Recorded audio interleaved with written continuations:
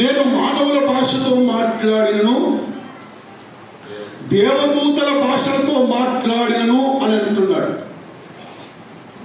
అంటే మానవుల భాష ఏ విధంగా ఉన్నదో అలాగే దేవదూతల భాష కూడా ఉన్నది. మానవుల భాష మనకు అర్థం కాని అనేకమైన భాషలు ఉన్నాయి. ఉన్నాయా లేవా? అన్ని మనకు అర్థం కావు. మానవుల భాషలో ఇన్ని విస్తారంగా ఉంటే దేవదూతల భాషలు కూడా ఎన్ని ఉంటాయో మనకు తెలియదు.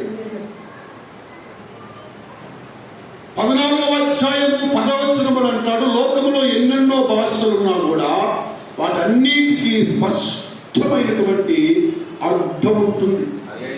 స్తోత్రం చెప్పండి కదా. ఒక సైన్, ఒక డికోడ్ ఉంటుంది. And each and every language there is an decode. Telugu అనే భాష ఉంటే తెలుగుకు కొన్ని, ఇంకా తెలుగు సంబంధించిన కొన్ని భాషలు ఉంటాయి. స్తోత్రం చెప్పండి. అర్థమైందా? తెలుగు లాంగ్వేజ్ ఉంటే తెలుగులో రాయలసీమ పోతే రాయలసీమ యాస మాట్లాడతారు. తెలుగే అది, కానీ కొన్ని పదాలు మనకు అర్థం కావు. తెలంగాణలోకి వస్తే తెలంగాణ భాష ఆంధ్ర వాళ్ళకి అర్థం కావు. కొన్ని ఆంధ్ర భాష మనకు అర్థం కావు. కొన్ని తెలుగే. తెలుగులో ఇంక కొన్ని రకాలు. మీకు అర్థమవుతుంది చెప్పే మాట. మానవుల భాషని మనకు అర్థం కానప్పుడు దేవుని యొక్క దేవదూతల భాష మీకు ఎలా అర్థమవుతుంది? అర్థం కాదు. సో నీకు అర్థం కాకపోతే అది పిచ్చి భాష నువ్వు అనుకోవద్దు. నీకు అర్థం కానంత మాత్రాన అదేదో వాళ్ళు పెదవులాడిస్తున్నారు, మాట్లాడుతున్నారని నువ్వు అనుకోవద్దు. There is a specific meaning for each and every word. ప్రతి మాటకు ఒక ప్రత్యేకమైనటువంటి అర్థం ఉంటుంది. మనం మాట్లాడుతున్నప్పుడు నేను హలో అన్నప్పుడు మీరేమంటారు? రియాక్షన్ అవుతున్నారు. హలో అని రియాక్షన్ అవుతారు. సంఘములో ఒకరు ఆత్మలో మాట్లాడుతున్నప్పుడు వేరే వారు కూడా ఆత్మలో మాట్లాడతారు. కారణము అది నీకు అర్థం కాదు, కానీ ఈ ఆత్మ మాట్లాడుతూ ఉన్నప్పుడు రియాక్షన్ ఇంకొక దగ్గర నుంచి వస్తుంది. అర్థమైందని చెప్పాను. మీకు అర్థం కానీ చెప్తాను. బాబు ఎలా ఉన్నావు అంటే అక్కడి నుంచి బాగున్నాను. మీరు ఎలా ఉన్నారు? ఏంటిది? Communication, spirit communication. ఆత్మలో ఆ కమ్యూనికేషన్ ఉంటుంది.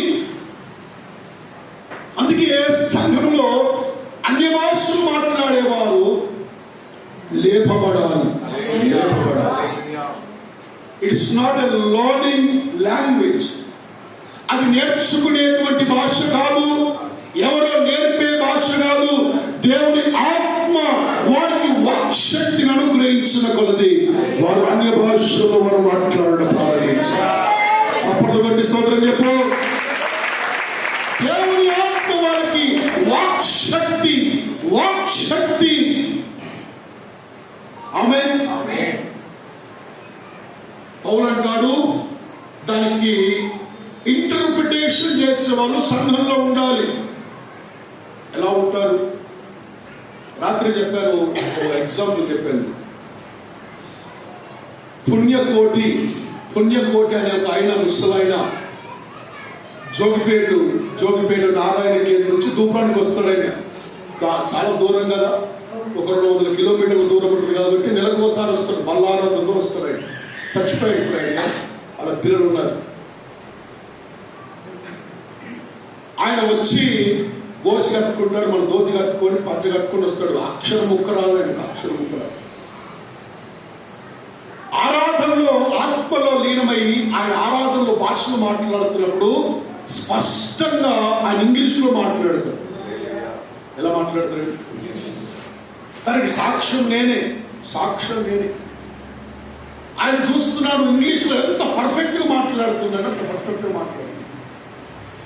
ప్రార్థన అయిపోయిన తర్వాత ఆయన దగ్గర పోయి, తాత నీకు ఇంగ్లీష్ వస్తుందా అంటే ఆయన అన్నాడు, తెలుగే రాదు, ఇంగ్లీష్ అని వస్తుంది. ఒక బుక్క నాకు నిషాన్, నేను ఏల్ముద్ర గారిని, నాకు తెలుగే చదవడం విషయం వస్తుంది. నువ్వు మాట్లాడావు ఇప్పుడు దాకా, ఏం మాట్లాడు నాకు తెలియదు. స్తోత్రం చెప్పండి. నేను ఏం మాట్లాడానో నాకు తెలియదు.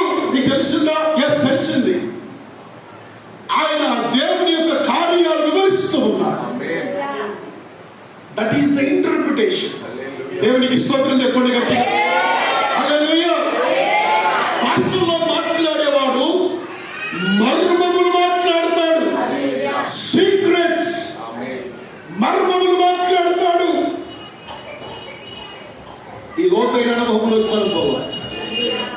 స్తోత్రం చెప్పండి గట్టిగా. భాషలో మాట్లాడేవారు ఏం మాట్లాడుతున్నట్టు చెప్పాలి? మర్మములు మాట్లాడుతున్నారు. ఎవరితో మాట్లాడుతున్నారు? మర్మములు దేవునితో మాట్లాడుతున్నారు. దేవునికి స్తోత్రం చెప్పండి.